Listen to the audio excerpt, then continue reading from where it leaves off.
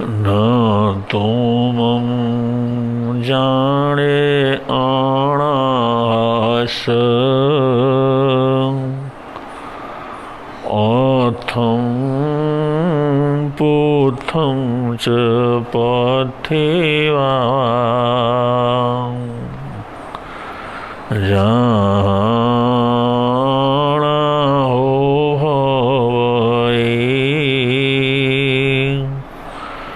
शरणा होवा न राहिवा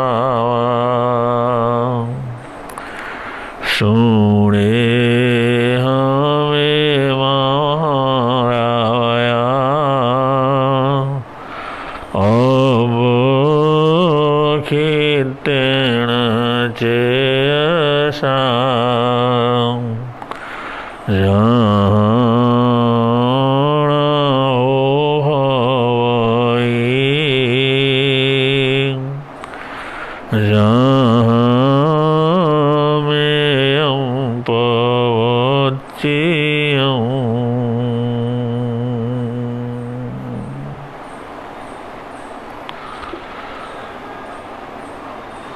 प्रकरण चल रहा है निर्ग्रंथ प्रवचन का। निर्ग्रंथ प्रवचन में ये प्रसंग आप सुन चुके हैं। मगध का अधिपति अंग देश और मगध देश का राजा महाराजा शृणिक, जो अपने समय का अपरंपार वैभव संपन्न रजवाड़े का राजा था और मगध देश की सीमाएं भी दूर दूर तक फैली हुई थीं। ऐसा सम्राट एक अकिंचन संत के दर्शन से इतना प्रभावित हुआ और उनके पास जिस समय जिज्ञासा प्रकट की और उस प्रभावशाली व्यक्तित्व के स्वामी उस युवक सन्यासी ने अपने सन्यास का कारण अपनी अनाथता को बतलाया, तो इस राजा को बड़ा आश्चर्य हुआ और इसने कहा, आग्रह किया कि मैं आपका नाथ बनता हूँ, आप चलो और संसार के जितने भी मानवीय भोग हैं उनका भोगों का उपभोग करो। ऐसा आग्रह करने पर प्रस्तुत मुनिराज ने बड़ी सौम्यता के साथ कहा कि तुम खुद अनाथ हो, मेरे नाथ कैसे बनोगे? खूब अपनी तरफ देख लो और ये सोचो, एक अनाथ दूसरे अनाथ का नाथ कैसे बन सकता है?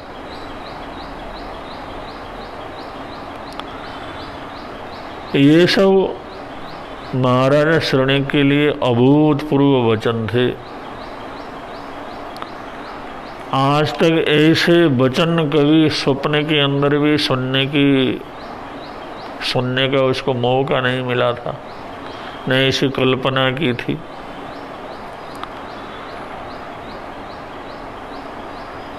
तो राजा ने विचार किया, ये सन्यासी है तो बहुत ही पुण्यशाली, लेकिन मुझे देख करके बिल्कुल भी अनुमान नहीं लगा सका कि मैं कौन हूँ। तो उन्होंने संपूर्ण सत्ता का, वैभव का, समृद्धि का, राज सत्ता का जो वर्णन किया, जो अपने सम्राट होने का परिचय दिया, और उस संत ने चुपचाप उसकी सब बातों को सुना और आखिर के अंदर ये कहा कि राजन, तुम सम्राट हो, बुद्धिमान हो, अपरंपार वैभव के मालिक हो, फिर भी मेरे वचन असत्य नहीं है, तुम अनाथ हो।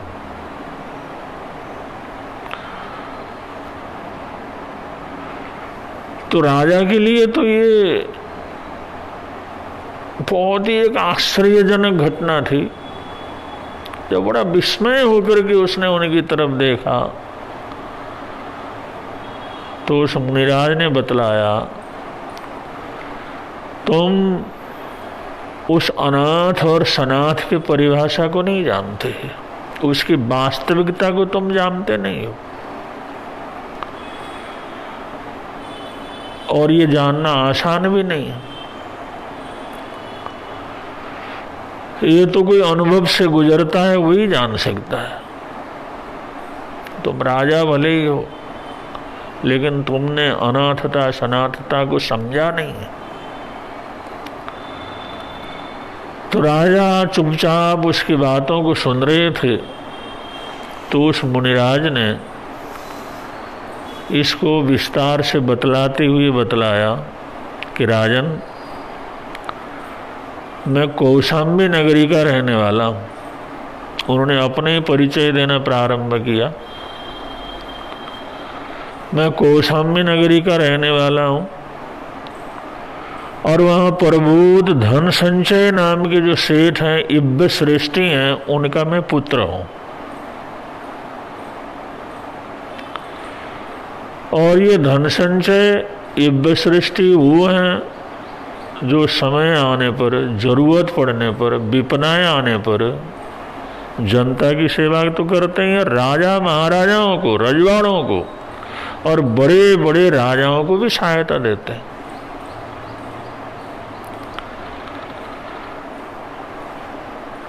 राजा ने कुछ सुना हुआ भी था।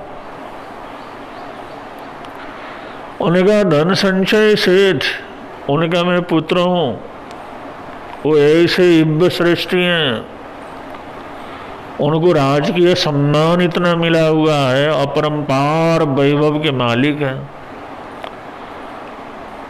और वो व्यक्ति हैं जो राजाओं को, रजवाड़ों को, बड़े से बड़े लोगों को समय आने पर ऋण भी देते हैं, उनको पैसा देते हैं, सहयोग देते हैं। उनका मैं पुत्र हूँ। तो मेरा जो जन्म हुआ, मेरा पालन पोषण हुआ, वो एक राजकीय वैभव संपन्न ठाठ के अंदर ही हुआ। कोई कमी नहीं थी। इब्ब सृष्टि मेरे पिता थे। राजा को भी एकदम समझ में आया, इब्ब सृष्टि वो तो अपरंपार संपत्ति के मालिक होते हैं। और राजा ने बड़ी जिज्ञासा से उनकी तरफ देखा, कुछ बोला नहीं। जिज्ञासा से जैसे वो देख ही रहा था, तभी मुनिराज ने कहा कि राजन, मैं जिस समय नौजवानी के सिंहद्वार के ऊपर खड़ा था, उस समय मेरे को बड़ी तकलीफ हुई और मेरी आंखों की वेदना प्रारंभ हुई और वो वेदना बढ़ती चली गई। मेरे पिता, उन्होंने मेरे इलाज के लिए कोई किसी प्रकार की कमी नहीं छोड़ा। उन्होंने बड़े से बड़े वैद्य बुलवाए, चिकित्सक बुलवाए, मंत्रवादी बुलवाए, तंत्रवादी बुलवाए, लेकिन मेरी वेदना बढ़ती चली गई। इतनी वेदना बढ़ी, इतनी वेदना बढ़ी, मैं तड़प उठता था और एक क्षण के लिए मुझे नींद नहीं आती थी, भूख नहीं लगती थी, दर्द के मारे तड़पता था। और वो आंखों की वेदना बढ़ते बढ़ते मेरे सारे शरीर में वो वेदना फैल गई। मेरे पिता ने मुझे ठीक करने के लिए पैसे को पानी की तरह बहाया। कोई मंत्रवादी नहीं छोड़ा, कोई यंत्रवादी नहीं छोड़ा, कोई तंत्रवादी नहीं छोड़ा, कोई जड़ी बूटी करने वाला नहीं छोड़ा। जिसने जो कहा वो सारा इलाज करवाया, लेकिन मेरे को शांति नहीं मिली। जब सब हार थक गए, घर परिवार वाले घर में बैठे थे, मेरी माँ मेरे लिए सब कुछ समर्पित करने के लिए तैयार थी, लेकिन एक भी क्षण के लिए वो मुझे इस दुख और कष्ट से, तकलीफ से मुक्त न कर सकी। पिता भी लाचार थे, माँ भी लाचार थी। उनको कुछ समझ में नहीं आता था कि इसकी तकलीफ को हम कैसे दूर करें, किस तरह से दूर करें, क्या करें। घर में सब कुछ है, सारे साधन हैं, लेकिन एक क्षण के लिए भी इसको शांति नहीं मिलती है। मैं तड़प उठता था। मेरे भाई और भाभियां भी थे जो मेरे प्रति बड़ा अनुराग रखते थे। मेरी बहनें भी थी, उनका भी बड़ा भारी अनुराग था। उन लोगों ने भी जो जैसा कर सकते हैं, सोच सकते हैं, सब कुछ करने का प्रयत्न किया, लेकिन मेरी वेदना दूर नहीं हुई, मेरी तकलीफ दूर नहीं हुई। मुझे थोड़ी देर के लिए भी शांति नहीं मिली। सब कुछ था, लेकिन शांति नहीं थी। सब कुछ था, लेकिन शांति नहीं थी। साधनों की कमी नहीं थी, लेकिन वो औषधियां लगती नहीं थी, वो काम आती नहीं थी। वो यंत्र तंत्र मंत्र पढ़ते रहेगा, उनके सारे अनुष्ठान हुए, लेकिन उस अनुष्ठानों का कोई फल मेरे को नहीं मिला। आखिर मेरी पत्नी भी थी जो मेरे लिए जी जान को समर्पित करने के लिए तैयार थी, पतिव्रता थी, अपरंपार प्रेम करने वाली थी, लेकिन वो भी बेवश थी। राजन, ये मेरा परिवार था, मेरा वैभव की कोई कमी नहीं थी, खर्च करने वाले थे, सारे स्वजन परिजन सब चाहते थे मेरे को शांति मिले, लेकिन मुझे कोई शांति नहीं मिली, कोई मुझे जो है शांता नहीं मिली, और मेरी बीमारी किसी भी कारण से दूर नहीं हुई।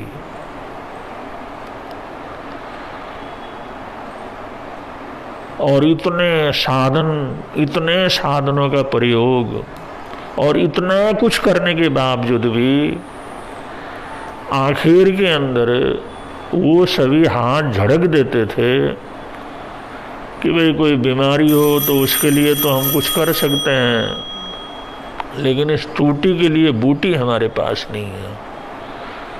सबने जवाब दे दिया।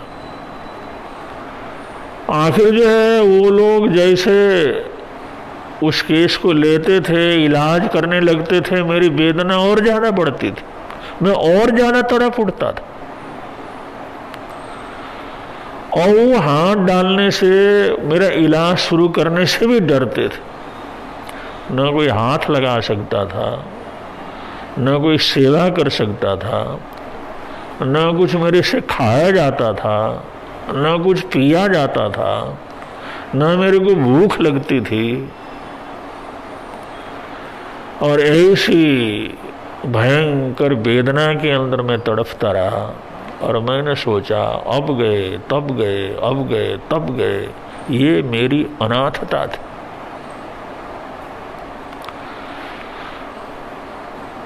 तब मैं महसूस करता था कि सब कुछ होते हुए भी मेरा कुछ नहीं है।